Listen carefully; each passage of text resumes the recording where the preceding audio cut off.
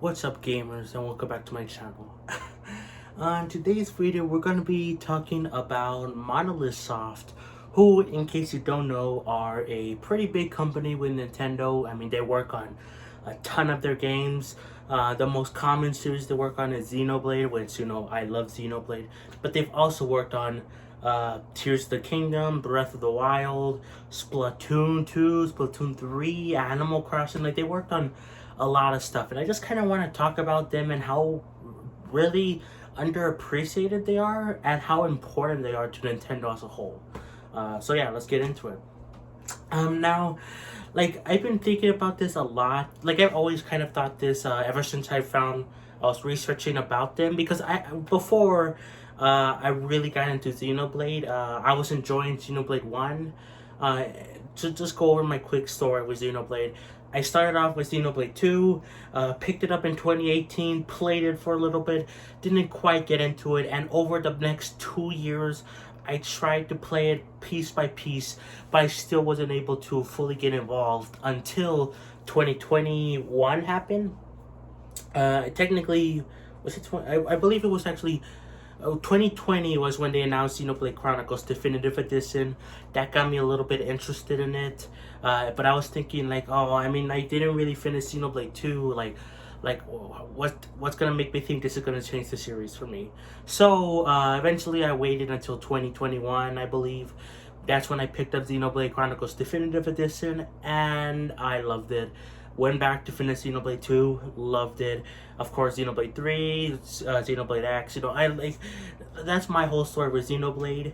But when I was playing through Xenoblade 1, I was thinking, like, damn, this is a really different type of Nintendo game. Like, there's no really swearing in Xenoblade 1. They say the word hell a lot. I'm saying that because I don't really consider it that much of a swear word, but it technically is. In Xenoblade 2, they do swear way more, and in Xenoblade 3, they also swear way more. Also, with they have their own custom swears. But anyway, but even besides that, the tone, the mature story. Not to say Nintendo can't tell mature stories. I mean, Zelda is a pretty good example of some, like, one of Nintendo's more mature series that they make, I'm not counting, of course, any third-party games or games that, like, Nintendo has some involvement with, like the Bayonetta series, which they got an exclusive rights for the Bayonetta series after Bayonetta 1. Like, this is a fully own Nintendo property, and I was thinking, is it really made by Nintendo? And then I researched Monolith Soft, and I found out quite a bit about them, which was that they were, well, yes, they are owned fully by Nintendo. I was thinking before, like, are they really owned by Nintendo? Yes, they are. But I looked into their story about how they started off as, like, a part of Squaresoft, which is what Square Enix was. Yeah. So they were working on Xenogears, eventually they broke away from that, created Monolith Soft. Then they went to work with Bandai Namco for Xenosaga, and then now they're owned by Nintendo because of the fact that Nintendo kind of saw promise in them, and then they bought them up, which is really weird but really cool, because Nintendo doesn't really like buying companies. I kind of wish that they bought more companies. Like, honestly, I would have totally been cool with, like, Nintendo buying Sega or Nintendo buying, like, other companies. Again, Monolith Soft is, like, probably their biggest acquisition yet. The only other one that comes to mind that's, like, a bit that's a little bit more bigger and recent was the Next Level Games, who made Luigi's Mansion 3 and Dark Moon. Nintendo bought them up, which I'm glad for. I kind of wish Nintendo bought more companies.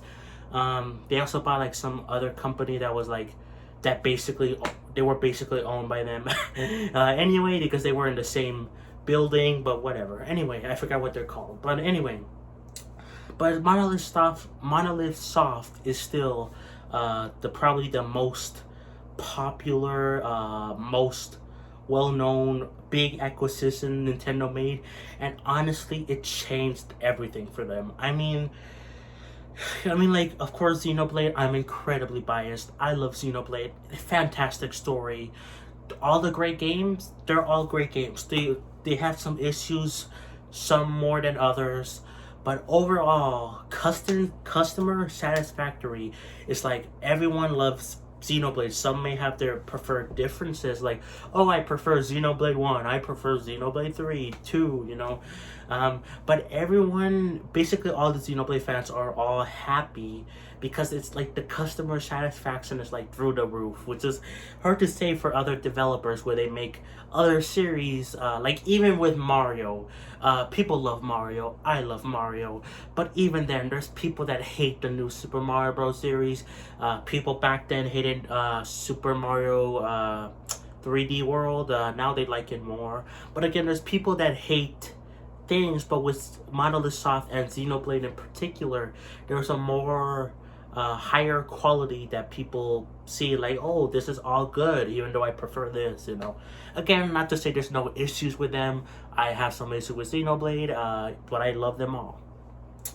But this is not the only thing, because, like, what Monolith Soft brought to Nintendo, I am sorry for my speech, anyway, was their intense knowledge on how to make games and their graphics. I mean, oh my god, they push Nintendo consoles a ton. Like, I'm playing through, I played a little bit of Xenoblade on the Wii, like the original one, and while I don't really like the character models, like, I think the character models look ugly, I'm sorry, but the world looks amazing, and you're like, how is this on the Wii? And then when they brought it over to Switch, you're like, how is this running on Switch?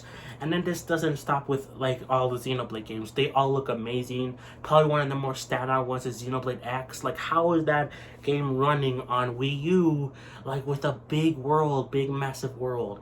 But because of Xenoblade X, we got Breath of the Wild, which is, got Game of the Year, considered by many a masterpiece. Fantastic game, and it looks amazing. It has some issues in terms of graphics, like the frame drops or at some higher places, but overall it still looks pretty dang good. But where it really gets crazy is with Tears of the Kingdom, which that's why I've been kind of thinking about this a lot, because Tears of the Kingdom is, my god, it is mind-blowing how massive the game is. No spoilers. Well, there's gonna be a slight things that no one, like, it's not officially revealed by Nintendo, that I want to talk about with Tears of the Kingdom, so skip ahead by like 2 minutes. Okay, so 3, 2, 1. Okay, so, like, I can't believe they have the Sky Islands, multiple Sky Islands, with overall Hyrule as it was. Well, not as it was, because there's a ton of changes in Hyrule from Breath of the Wild to Tears of the Kingdom. But not only that, there's an underworld that's the same size as Hyrule, and they're all basically constantly loaded in.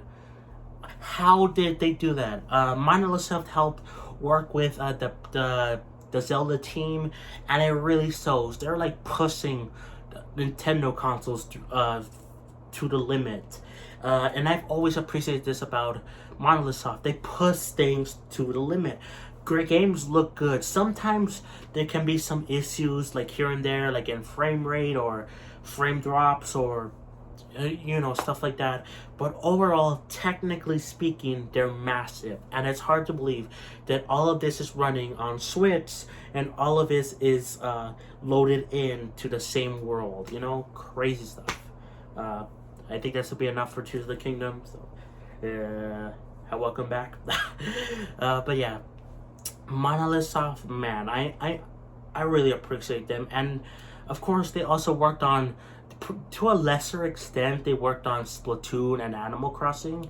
I believe their involvement with those games were less than Zelda. Zelda they had a big part in.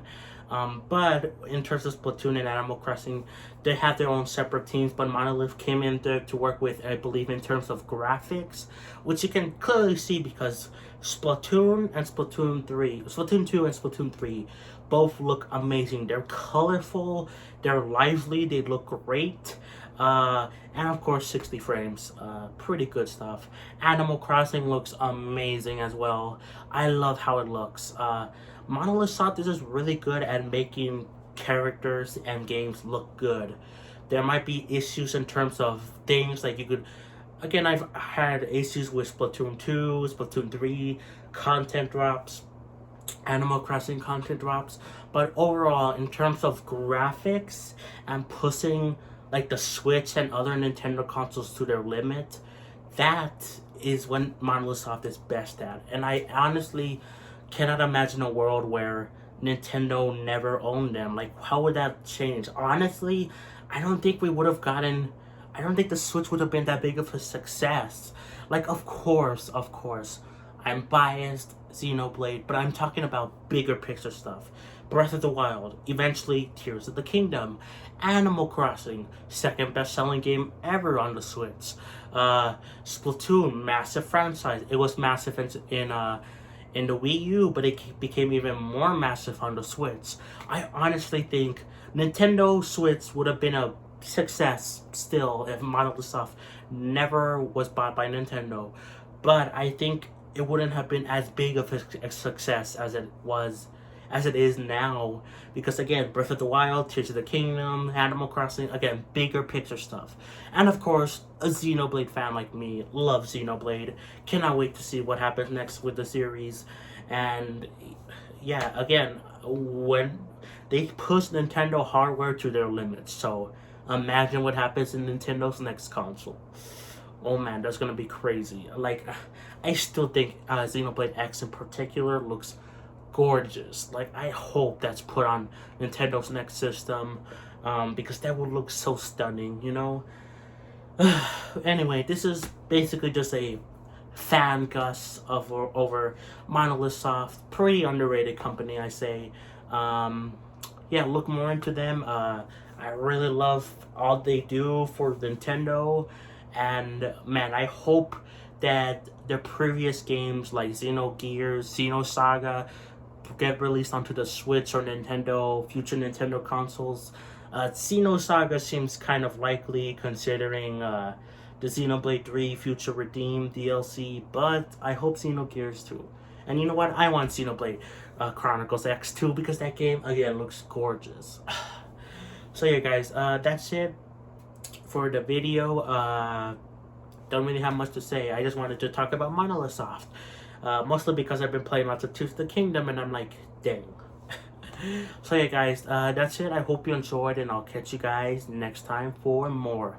Peace.